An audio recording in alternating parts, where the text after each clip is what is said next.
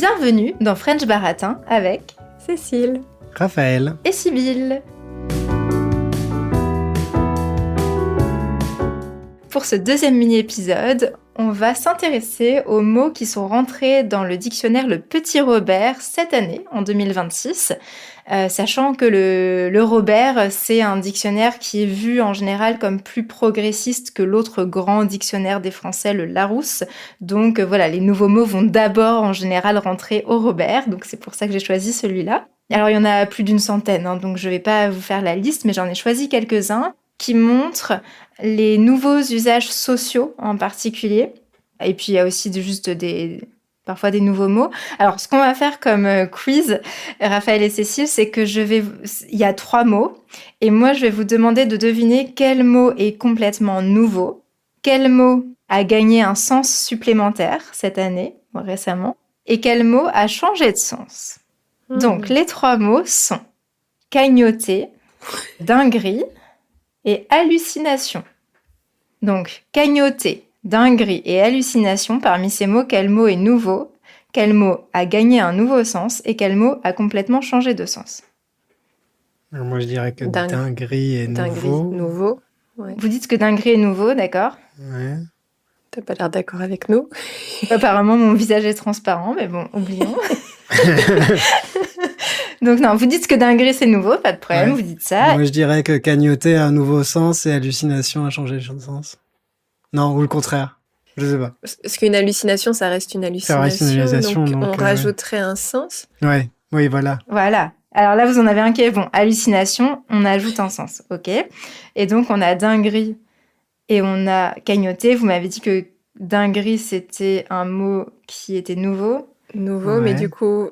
Mais j'ai fait une tête qui dit que non. Donc ça voudrait dire que... Dinguerie est un mot qui a changé de sens. Et cagnoter est un nouveau mot. Alors, je vous explique tout ça. Cagnoter... Se mettre dans une cagnotte. Vous savez, c'est l'idée d'avoir une cagnotte. Une cagnotte, c'est là où on va collecter de l'argent, en général de manière numérique, en ligne. Et donc, notamment, le fait d'avoir des points sur une carte de fidélité quand vous allez au supermarché, apparemment, on dit de plus en plus cagnoter. J'ai cagnoté 100 points. Voilà. Donc, c'est le verbe qui n'existait pas, parce que le nom existait. C'est le verbe... Ah oui, la cagnotte existait. Oui. Mais cagnoter, en tant que verbe, ça n'existait absolument pas jusqu'à récemment. Ah, le mot lui-même n'existait pas. Le verbe cagnoter n'existait pas. Le mot cagnoter n'existait pas. Oui. D'accord, oui, bien sûr, on peut avoir des points sur une carte de fidélité depuis longtemps. C'était pas cagnoter existait avec une première signification et il en a une nouvelle. Ah non, cagnoter n'existait pas. Cagnoter, c'est nouveau. D'accord, ok. Donc, si vous voulez, si vous ouvrez le Robert, le dictionnaire, il y a une nouvelle entrée. Il y a un nouveau mot, c'est cagnoter.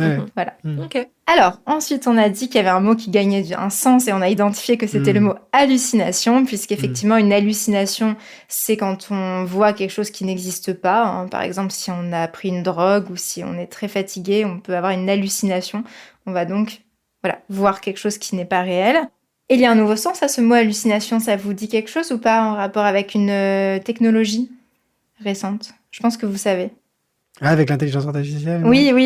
Ah, moi, je sais pas. Qui a aussi halluciné, ou je sais... Oui. Il n'y a pas une intelligence artificielle qui a halluciné? Toutes les intelligences artificielles peuvent halluciner. Elles peuvent toutes halluciner? Mais par exemple, ChatGPT est connu pour halluciner pas mal. Donc en fait, l'hallucination, alors ça rejoint tout à fait le sens de base, mais l'hallucination pour une intelligence artificielle, c'est quand elle commence à inventer des choses complètement fausses, ou je crois encore plus à vraiment perdre le fil de ce qu'elle raconte, vous voyez. Donc quand ChatGPT hallucine, il se met à vous dire quelque chose d'incohérent, à revenir en arrière sur ce qu'il était en train de dire. Il invente des choses aussi, il invente des sources. Voilà, donc quand une intelligence artificielle fait n'importe quoi, ce qui arrive malheureusement assez souvent, c'est une hallucination. On dit que ChatGPT hallucine.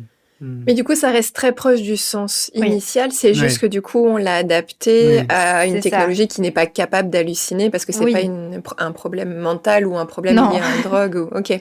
Voilà. Intéressant. Et donc, le mot qui a changé de sens, c'est celui que Cécile avait utilisé dans notre épisode principal, c'est la dinguerie. Je savais pas que c'était un mot ancien, moi non plus, je savais pas. Enfin, dinguerie, parce que dingue est du coup l'adjectif, mais le nom, je ne savais pas qu'il existait. Alors en fait, le nom dinguerie a déjà été attesté pour la première fois dans les années 1920 Et à ce moment-là, ça désignait le caractère d'une personne qui était folle ou une action réalisée par une personne dingue, donc une personne folle. Voilà, donc une dinguerie, c'est assez logique en fait. C'est quelque chose que fait une personne dingue, folle. Et puis aujourd'hui, en fait, depuis la fin des années 2010, apparemment, le mot donc a été repris plutôt par les jeunes pour dire quelque chose d'excellent, quelque chose de génial, un peu comme on disait tuerie aussi. Et donc, par exemple, ce gâteau, c'est une dinguerie. Voilà, cette tarte flambée, c'est une dinguerie. Ouais, carrément. Voilà. Donc, quelque chose de très positif, là où avant, le mot dinguerie voulait dire quelque chose de fou. Et donc là, dans le Robert, ils ont remplacé la définition. C'est ça qui est rigolo. Ah, ils ont... Ok. Ouais, ils avaient la vieille définition. Et ils ont remplacé, voilà. Alors que pour hallucination, ils ont juste rajouté une définition possible. Voilà. C'est intéressant. Eh bien, j'espère que vous trouvez que French Baratin, c'est une dinguerie. Et je vous dis à bientôt dans French Baratin. À bientôt. À bientôt.